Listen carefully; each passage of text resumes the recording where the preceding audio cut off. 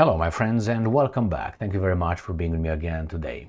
About 4 topics for this video. The first one, a close encounter between an F-35 and a Su-35, United States America F-35 and a Russian Su-35, somewhere around Alaska. So who is provoking whom? I'm going to show you some pictures. Very close encounter. Second one, the Chinese don't sit on their hands. They developed a new stealth fighter, tailless, that is without a tail. It's called J-50. Now, is it flying? Well, some pictures with this stealth fighter flying. How well or how good it flies, we're going to find out. Next topic.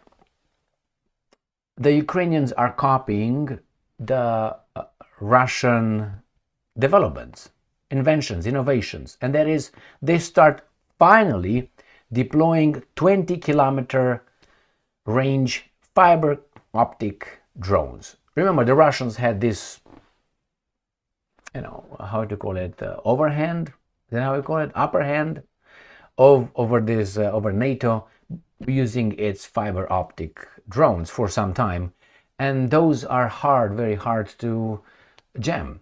Therefore, they hit their targets unless you pump them.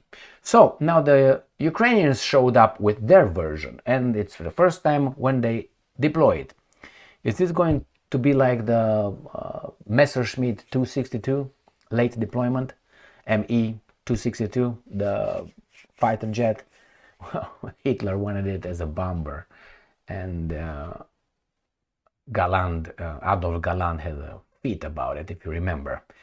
Who's Adolf Galland? A fantastic guy, an ace, and a fighter jet ace in the Second World War. Not the most kills, but he was fantastic, and there's a lot of stories about Adolf Galland.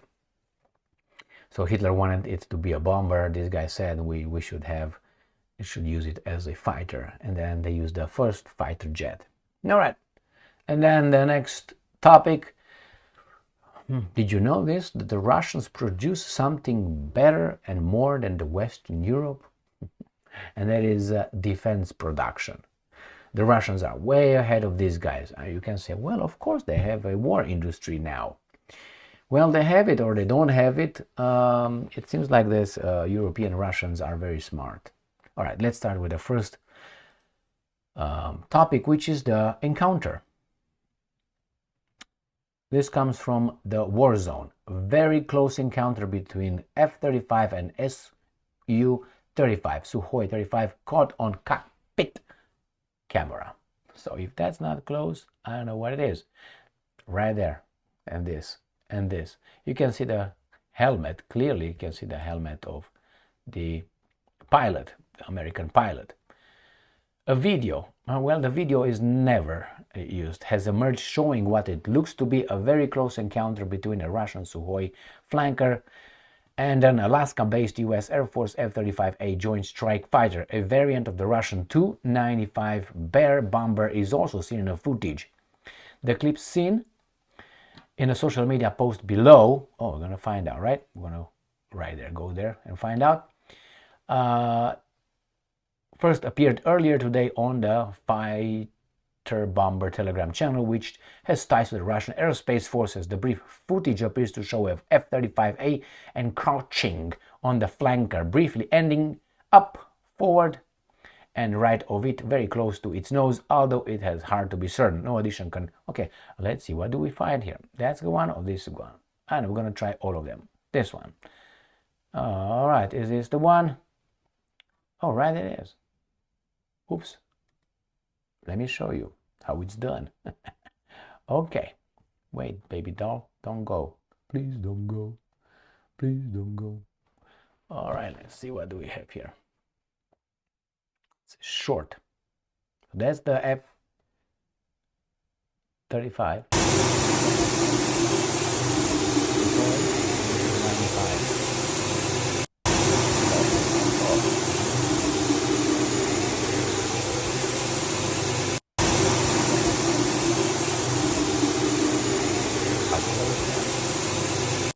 Right there. Okay.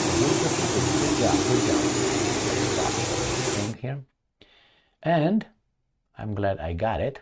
I thought I couldn't, but hey. Încercarea moarte n-are. Next one. We have the Chinese J-50. Warzone. China's J-50. Tailless stealth fighter seen in new imagery. Pa-pa-pa-pam. I don't know, man. I can't believe this is flying. To be honest with you, it doesn't look flyable at all. But we were going to find out if this is going to be a good or not. Everything is strange here, but nevertheless.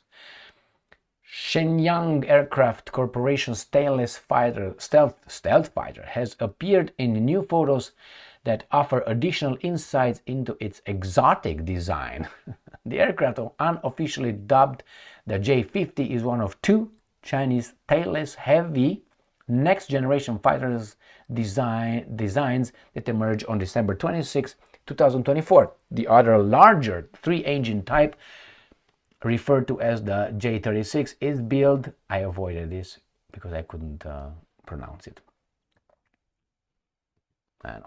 I don't want to even try, but I know what it means. But it's built by Chendo. You can read our very. So this is it. Look at this one. Looks like UFO. I don't know if it's flyable, but nevertheless, this is the J-50. The other one we don't see. So the new image shows a clear side-on view of the advanced jet that any we have seen before. Notable are what could very well be the presence of side weapons base, probably similar to the found pop. Okay, this is it. And the other one we have it, J-20. No, it's a better one. Next one.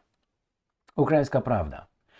Ukraine begins deploying 20-kilometer range fiber-optic drones in combat, says the Russian commander-in-chief Syrsky. You got fatter, man. All right. Ukrainian forces have begun using fiber-optic drones with a combat range of 20 kilometers, and as announced by Alexander Syrsky, commander-in-chief of the Ukrainian Armed Forces. He is ethnic Russian, just so you know. These UAVs are controlled and powered via an exceptionally long cable that unwinds over a long distance during flight, and present advantages over traditional drones in terms of jam-proof communication, data transfer speed, and security and resistance to electronic warfare. Wow, this is a lot of distance, 20 kilometers of fiber optic. According to official figures, Ukrainian troops using drones struck 77,000 Russian targets. Trapalaka, maka. Let's go to the last article, where we find out that the Ruskies are outperforming the capitalists in the West. And people might say, yeah, until we decide to put them off. Remember the Second World War? Yeah, okay. All right, Russia ahead of Western Europe in defense production. And this is the UK report. And the reason why I think the report came out in UK, in order for the imbeciles on that island, some of them, to agree with arming their country, which is not bad. But the problem is, I have a problem with the arms manufacturing companies that would arm you. So instead of having a good life, you're going to have a lot of rusty metal somewhere. But hey, you're safe. Why? Because your politicians, who are at the whim of these guys, say so. You got a boogeyman right there in the Kremlin. Therefore, you're going to eat metal and your kid's going to have a dark future, but you're going to be protected. We are going to protect you by putting some metal bars all around you. And we're going to protect you that well that you're going to be in a cage. So when you see a canary being in a cage, it's not that a canary is not free. It's free. It's protected. So that's what you are. That's why we are in Europe. And Europe, in United States of America, we are protected. Some other people protect us, obviously, too much. Too much. So let's see what these guys are saying. So I think that's the thing with the report.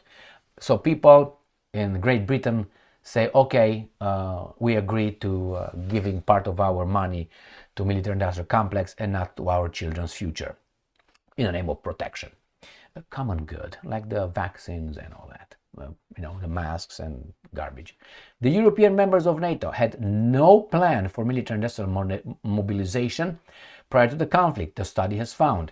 Russia has been able to significantly ramp up its production of military hardware during the Ukraine conflict. What, did you expect them to sit on their hands? While Western Europe's defense industry base turned out to be manifestly inadequate. Well, they had the Americans providing you with these kind of things, and you were not allowed to have it. Rheinmetall, if Raytheon or Lockheed Martin want Rheinmetall to get out of business, they will. Why? Not by outspending or outsmarting them, by giving an order. By giving an order to the elected officials through their bureaucrats. And the elected officials in America will put such a pressure in the elected officials in Germany, then Rheinmetall will restructure. That's how things are working, my friends. While NATO European members, which have been supplying Kiev with weapons and ammunition during the fighting with Moscow, have made major investments into their military industries, these have largely proven to be ineffective, the Royal United Service Institute acknowledged in a report which was published on Thursday. Russia had a well-developed plan for military-industrial modernization, which implemented early in the war. Europe, meanwhile, lacked both a plan and the data with which to build one. But okay, you can identify whatever you want as whatever you want. Another of Moscow's advantages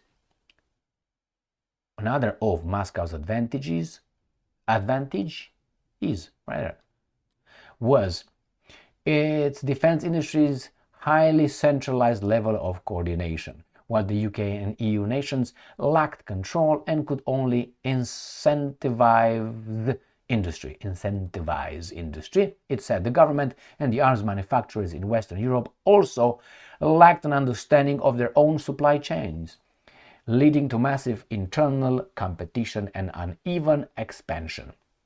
According to the think tank, Russia has not only boosted spending on its armed forces, but also rerouted money from other budgets to expand military industrial recapitalization and has advanced credit to defense companies to enable rapid growth. Now you can say, see, they did exactly what you say, Emil. They took money from the Russian children and gave it to the military industrial complex in Russia. No, that's correct, but don't we all know that the Russians are somewhere in, I don't know, middle ages economically and financially, so they will stay there. Only we go to space and we do shit. The European members of NATO could not mobilize investment on a comparable level, while the fragmentation of the European defense market has meant that money is spent very inefficiently, it says. Regulations, that's a big thing, in Western Europe were also often self-defeating in raising the cost and slowing the production of equipment. The author of the paper suggested that significant efforts, including the better coordination of spending and regulatory reforms, are needed to be made by Britain and EU for them to be able to deter Russia with reduced US support. No, US still supports you, but it's not going to invest in you so you can give it to the Ukrainians without buying again from us. We're going to give you how many weapons you want. We're going to protect you from the boogeyman, but you got to buy from us. If you want to buy from yourselves, we're just going to blackmail you a little bit. We're not going to provide you anything. And we're going to make sure that the policies that Europe will have regarding regulations and decentralization will stay that way because we have our boys in Europe. You don't have them in the US. I mean, you have the same guys that we have here. Putin doesn't have them anymore. And you can see that in the Middle East as well. Thank you very much for being with me again today. Stay strong, stay smart, look for the truth, and be just.